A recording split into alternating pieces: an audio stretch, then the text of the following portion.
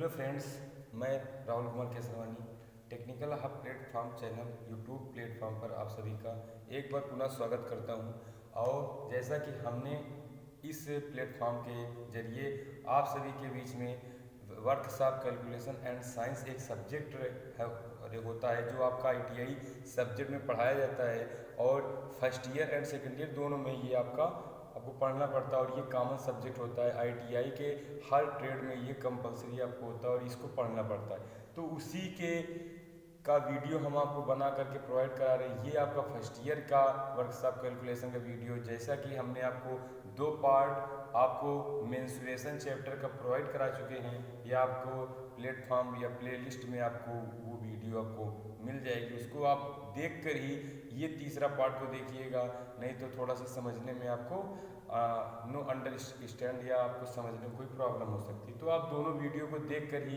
इस तीसरे वीडियो को देखिएगा या इस वीडियो को देखिए। अब इसमें हमने आपको मेंसुरेशन में ये बताया था कि 2 डायमेंशन क्या होता है और 3 डायमेंशन क्या होता है, यानी कि 2 डायमेंशन और 3 डायमेंशन की आकृतियाँ जो होती हैं उसके बारे में बताया था। तो हमने 2 डायमेंशन की आकृति के बारे में सारे डिटेल्स आपको, या सारे फार्मूले कैसे होते हैं, या आपके जो ऑब्जेक्टिव क्वेश्चन आते हैं, क्योंकि इस टाइम आईटीआई का पेपर जो होता है वो ऑनलाइन हो गया। तो ऑनलाइन के जरिए हम आपको उसमें बताते हैं कि कभी कभी फार्मूले दे देते हैं और 4 ऑप्शन दे देता है, तो उसमें से आपको करेक्ट करना रहता है। तो आप उसको मतलब कि 2 डायमेंशन में हमने आपको पूरे ट्रायंगल यानी ट्रायंगल पढ़ाया था, यानी कि त्रिभुज पढ़ाया था, और आपको रेक्टेंगल बताया था यानी कि आयत, और स्क्वायर के बारे में 2 डायमेंशन जिसमें आपका सिर्फ क्षेत्रफल होता है यानी कि सरफेस होता है और वॉल्यूम नहीं होता, यानी कि जिसमें लंबाई एंड चौड़ाई होगा वही 2 डायमेंशन में आता है। लेकिन जैसे लंबाई चौड़ाई के साथ साथ एक ऊंचाई आ जाता है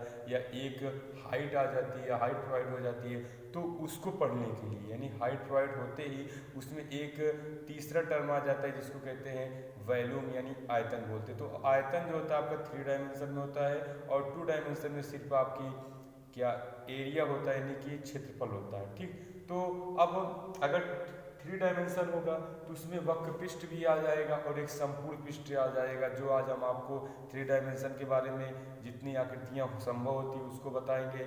और आपके 2 डायमेंशन के जैसे कुछ पार्ट बचे रह गए तो उसको भी हम आज उसको भी आपको ख़त्म कर देंगे।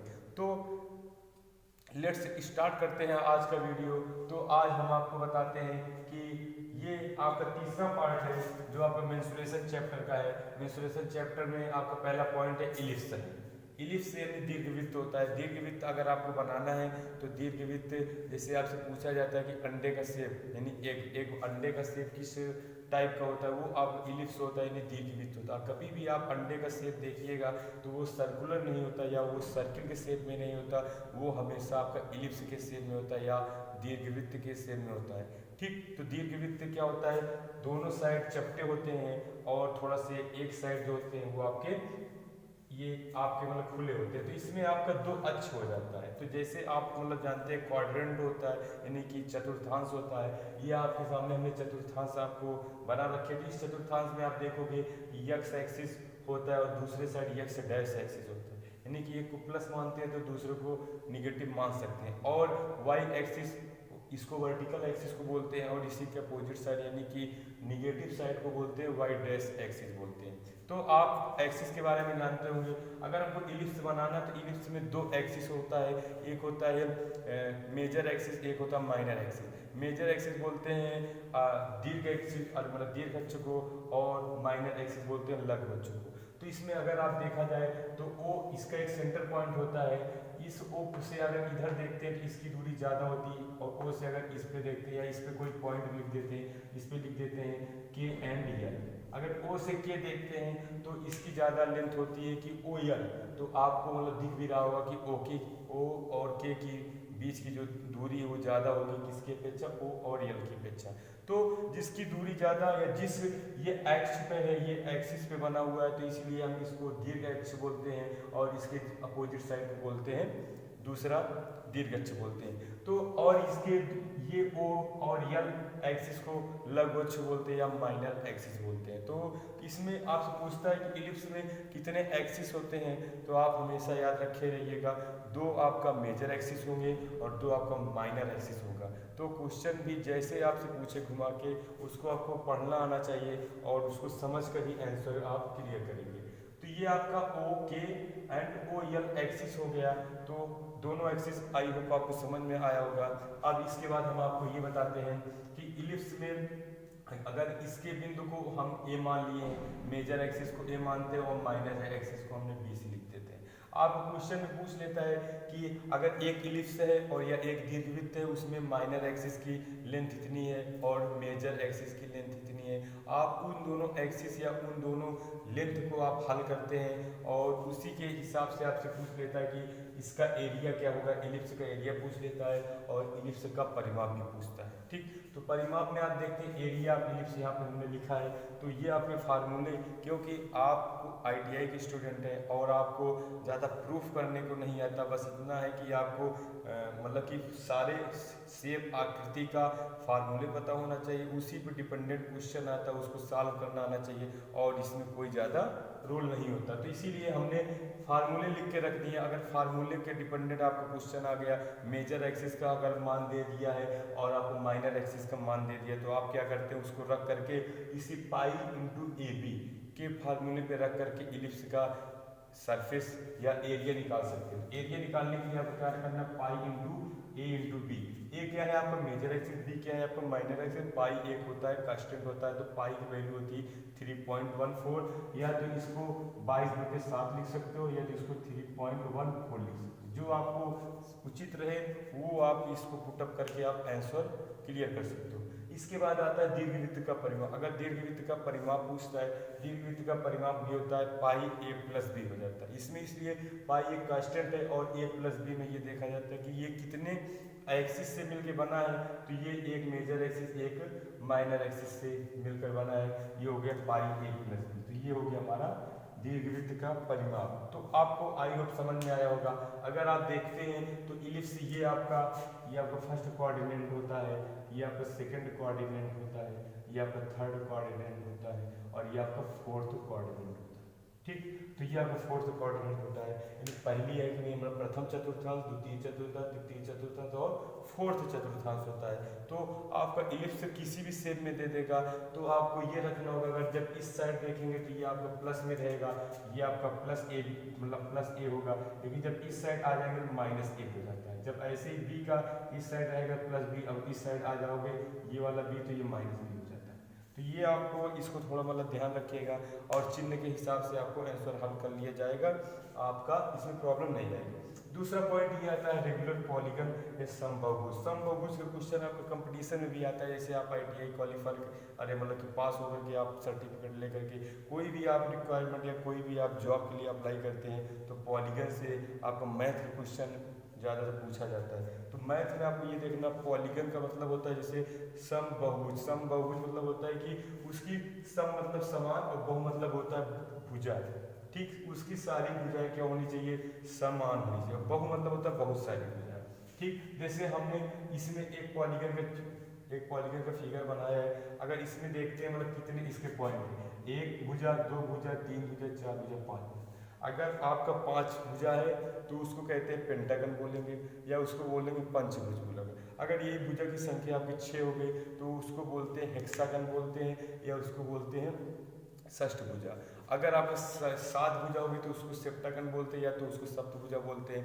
अगर 8 भुजा होगी तो उसको ऑक्टागन बोलते हैं या अष्टभुजा की आकृति बोलते हैं। तो हम यहाँ पे पंचभुज बनाए हैं और इसी पंचभुज में आप कोई भी भुजा बना सकते हैं। जितनी भी आकृति आपकी दिख रहेगी, आप जितने भुजा इसमें मतलब बढ़ाते जाएंगे, नंबर आप आर में या नंबर आप भुजा बढ़ाएंगे, उसी हिसाब से आपका फार्मूले में मान रख देंगे आंसर। आपसे पूछता है कि समबाहुभुज के अंतःकोणों का योग।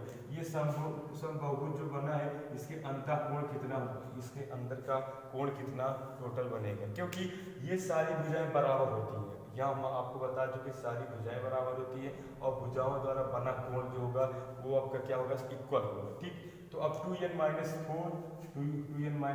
Into 90 degree. तो आप हमेशा याद रखो 2n-4, 2n-, यन क्या है, यन है नंबर ऑफ भुजा या नंबर ऑफ आर्म होता है। तो जितनी भुजा, जैसे इसमें 5 भुजा है तो भुजा इसमें मतलब 1 भुजा 2 3 4 5 भुजा, ये सब आपका क्या है, ये आपका विकर्ण है। जैसे ये आपका 1 हो गया, 2 हो गया, 3 हो गया, 4 हो गया, 5 हो गया, ठीक, 6 हो गया। अगर अंदर की आकृति देखते हैं तो हमारी 6 बनती है, लेकिन भुजाओं की संख्या क्या है, 5 है। तो 5 भुजाओं से हमारी 6 आकृति बनी है, और इसी के द्वारा जो अंदर आपका कोण बन रहा है, ये सब कोण जो कोण बन रहे हैं, इस सारे कोण को अगर हम मतलब जोड़ेंगे तो वो कितना आना चाहिए, 2n-4 × 90। n के स्थान पे अगर 5 रख देते हैं तो देखो वैल्यू क्या आ जाती है, 2 × 5 - 4 × 90 डिग्री। तो ये हो गया 5 × 10, 10 में 4 गया 6, तो 9 6 14 यानी 540 डिग्री का कोण बनेगा। तो 540 डिग्री का अंदर यानी इस पंचभुज में, इस पंचभुज के अंदर जितने एंगल, जितने कोण बनेंगे वो आपको 540 डिग्री का टोटल कोण होता है।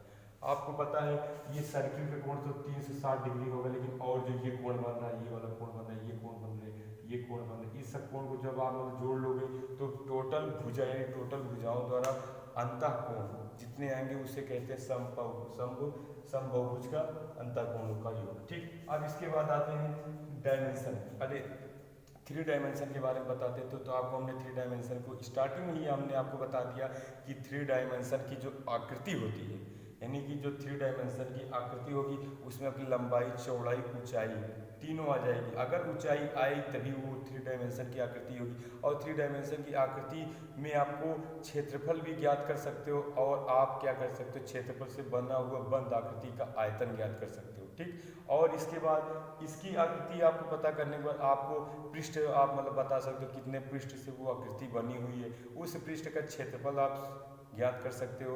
एक सारी अगर वक्र पृष्ठ को जोड़ दिया जाएगा तो संपूर्ण वक्र पृष्ठ का क्षेत्रफल कितना होगा या संपूर्ण वक्र पृष्ठ का मान कितना होगा वो आप ज्ञात कर सकते हो। 3D आकृति में हमेशा ये याद रखे रहना कि इसमें लंबाई, चौड़ाई, ऊंचाई तीनों आती है, और 2D आकृति में सिर्फ लंबाई और चौड़ाई होती है। 3D में x एक्सिस और y एक्सिस और z एक्सिस आता है, और 2D एक्सिस में सिर्फ x एक्सिस और y एक्सिस मिलेगा। ठीक, अब इसके बाद हम घन बताते हैं। तो घन में आपका जैसे क्यूब है, क्यूब मतलब घन, जैसे आपने नाम ही सुना होगा, घन एक होता है, बॉक्स होता है।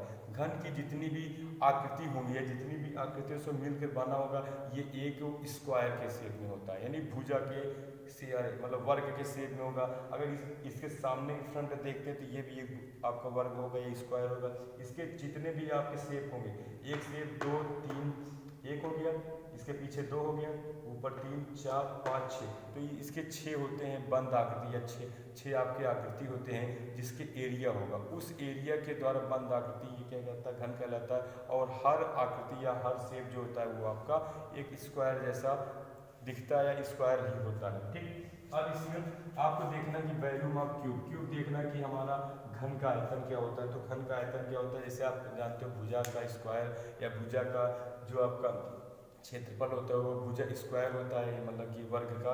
ऐसे ही घन का आयतन में एक और आगे ऊंचाई शब्द आ जाता है, या ऊंचाई या उसके अंदर गहराई शब्द आ गया, तो इसीलिए एक इसमें और मल्टीपल होकर के भुजा क्यूब बना देता है। इसीलिए आयतन को हमेशा मीटर क्यूब में या किलोग्राम क्यूब में लिखते हैं, लेकिन अगर आपका क्षेत्रफल आ जाता है तो उसे हमेशा मीटर स्क्वायर में लिखा जाता है।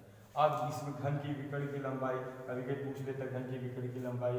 तो अगर हमको घन की विकर्ण की लंबाई कैसे निकालना है, इसमें ये घन की विकर्ण की लंबाई निकालना हो तो ये भी a है, ये भी a है, और इसके अंदर की आकृति √3 हो जाती है। तो 3 आकृति से घुरा हुआ, एक इधर का, एक उधर, एक उसके पीछे साइड का, तो 3 आकृतियों से मिला हुआ है, इसलिए घन का विकर्ण जो होता है a√3 होता है। ये आप फार्मूले को याद रखें, दिमाग में अगर बैठा रहे, आप इसका स्क्रीनशॉट मार करके इसको अगर आप मतलब रख लेंगे या याद कर लेंगे तो आपको एग्जाम के टाइम में आपको ये बेनिफिशियरी करेगा। इसके बाद आता है कि घन का पृष्ठ क्या होता है। तो घन का पृष्ठ होता है 6a। जितने इसके भुजा, देखो जितने इसकी, हमने आपको बताया कि घन का वक्र पृष्ठ मतलब होता है जितने भी उसके पूरे पार्ट दिख रहे हैं उसके द्वारा बंद आकृति का क्षेत्रफल हमको ही ज्ञात करना घन का वक्र पृष्ठ कहलाता है। इसमें आपको हमने बताया 6 आकृति के दिखे, एक सामने का, पीछे का, फिर ऊपर का, नीचे का, दाएं और बाएं का। तो 6 आकृति दिखे, 6 आकृति आपका भुजा क्या कहलाता है, वर्ग कहलाता है। और वर्ग का क्षेत्रफल ही होता है लंबाई गुणित चौड़ाई, और लंबाई इंटू चौड़ाई दोनों बराबर है, ए इंटू ए हो गया तो भुजा स्क्वायर हो गया। तो एक भुजा स्क्वायर इसका, दूसरा तीसरा, यानी 6 आकृति है और 6वें आकृति का जो आपका क्षेत्रफल होगा वो भुजा स्क्वायर होगा, तो 6 इंटू ए स्क्वायर हो गया। तो इसीलिए 6 आकृति होने की वजह से या 6 डब्बे या 6 इसके फ्रंट शेप होने की वजह से आपका आता है घन का पृष्ठ 6 स्क्वायर। अब इसके बाद आते हैं तीसरे, चौथा पॉइंट है राइट सर्कुलर कोन या लंबवृत्तीय बेलन। लंबवृत्तीय बेलन भी आपका 3D डायमेंशन को होता है, 2D डायमेंशन का नहीं। अब इसके बाद हम 3D डायमेंशन बता रहे हैं, घन भी है और ये भी 3D डायमेंशन, स्फीयर भी 3D डायमेंशन और ये भी स्फीयर भी 3D डायमेंशन है, ठीक। अब इसमें देखते हैं लंबवृत्तीय बेलन में देखते हैं, अगर हम कोई रेक्टेंगल ट्रायंगल लेते हैं, एक कोई समकोण त्रिभुज लेते हैं, ए बी और ओ, ये ओ है। अगर ए बी ओ एक हमारा समकोण त्रिभुज, उस समकोण त्रिभुज को लेने पे उसकी एक भुजा को ऐसे मोड़े जाते हैं या ऐसे मतलब रोटेट कराते हैं या ऐसे घुमाते हैं कि एक बंद आकृति हमको मिल जाए, एक क्लोज शेप मिल जाए, जिससे हम उसका आयतन, वक्रपृष्ठ और संपूर्ण पृष्ठ निकाल सकें। तो जैसे ही इसी त्रिभुज ए बी ओ को घुमाते हैं तो एक शेप उधर बनता है और एक नीचे हमारा सर्किल भी बन जाता है, ठीक। तो एक बंद, अगर आपसे पूछता है कि शंकु कैसे बनता है, शंकु की परिभाषा क्या होती है, तो सर बताइए उसको, एक लंब कोणीय या एक समकोण त्रिभुज को इस तरह घुमाए कि एक बंद आकृति मिल जाए और उस बंद आकृति में नीचे के साइड एक हमारे सर्किल प्रोवाइड हो जाए, और वही आकृति हमारा क्या कहलाता है, लंबवृत्तीय शंकु। लंबवृत्तीय शंकु में इसका सेंटर पॉइंट O है, इसको रेडियस कहते हैं। तो ये आपका वृत्त बनता है, वृत्त का त्रिज्या r होता है। अगर r को डबल करते हैं तो वो हमारा डायमीटर आ जाता है, या आपका व्यास आ जाता है। ये आपका डायमीटर हो गया और ये आपका त्रिज्या हो गया। तो त्रिज्या भी आपको पता हो गया, और हमारा डायमीटर, अगर त्रिज्या का दुगुना करते हैं तो डायमीटर आता है। ये आपका शंकु की हाइट होती है। अब जब ये बंद आकृति मिल गई तो उस बंद आकृति का नाम इस शंकु रख दिया गया। लंबवृत्तीय शंकु इसलिए रखा गया क्योंकि लंब कोण यानी कि इसका एक त्रिभुज का एक कोण 90 डिग्री की वजह होने के कारण से इसको लंबवृत्तीय बोल दिया। वृत्तीय शेप देता है इसलिए वृत्तीय शंकु है। शंकु जैसा इसका कोण होता है, इसके ऊपर इसकी हाइट को हम h मान लेते हैं, और इसके जो आप मतलब इसको जो कहते हो कर्ण कहते हो, इसको लंब आधार कर्ण बोला जाता है। अगर हम मतलब कर्ण को क्या दे दिया जाता है, कर्ण को कह देते हैं तिरछी ऊंचाई। तो शंकु की तिरछी ऊंचाई को यल से मतलब शो किया जाता है या यल द्वारा प्रोवाइड लिखा जाता है। अब इसके बाद आता है शंकु का आयतन। शंकु का आयतन हमेशा भी आपको हमने बताया कि आयतन तभी आप ज्ञात कर सकते हो जब एक बंद आकृति उसके अंदर कोई गहराई या कोई भी उसकी ऊंचाई शब्द आ जाता है। इसमें ऊंचाई शब्द आ गई है यज। अगर 1/3 ये होता है कांस्टेंट पाई आर स्क्वायर होता है वृत्त का क्षेत्रफल। नीचे का जो वृत्त से बना जब संपूर्ण त्रिभुज को हमने मतलब घुमाया और नीचे एक सर्किल बनाया, उस सर्किल का क्षेत्रफल पाई आर स्क्वायर, और यही शेप इस शेप को ऐसा क्षेत्रफल दिया गया कि ऊंचाई जैसा कि एक आकृति मिल गई। तो इसलिए पाई आर स्क्वायर त्रिभुज का वृत्त का क्षेत्रफल पाई आर स्क्वायर इंटू ऊंचाई, जितनी ऊंचाई है शंकु का या त्रिभुज की जितनी ऊंचाई है उसकी वैल्यू रख देते हैं, तो यह आ जाता है शंकु का आयतन। शंकु का वक्र पृष्ठ आपसे पूछता है, शंकु वक्र पृष्ठ अगर आपको ज्ञात करना हो तो शंकु वक्र पृष्ठ क्या होता है, अभी आपको बताया। वक्र पृष्ठ ज्ञात करने के लिए आपको ध्यान देना है कि कितने शेप से वो हमारी कोई भी ऑब्जेक्ट बना हुआ है, सारे शेप को जोड़ लिया जाए, वही होता है हमारा शंकु वक्र पृष्ठ। शंकु वक्र पृष्ठ में पाई आर इंटू यल होता है। यल क्या है, इसकी तिर्यक ऊंचाई है।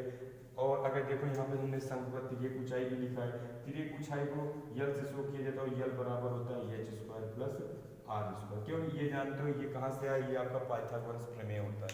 पाइथागोरस प्रमेय क्या कहता है, कर्ण का स्क्वायर बराबर लंब का स्क्वायर प्लस आधार का स्क्वायर, ये आपको पता होगा।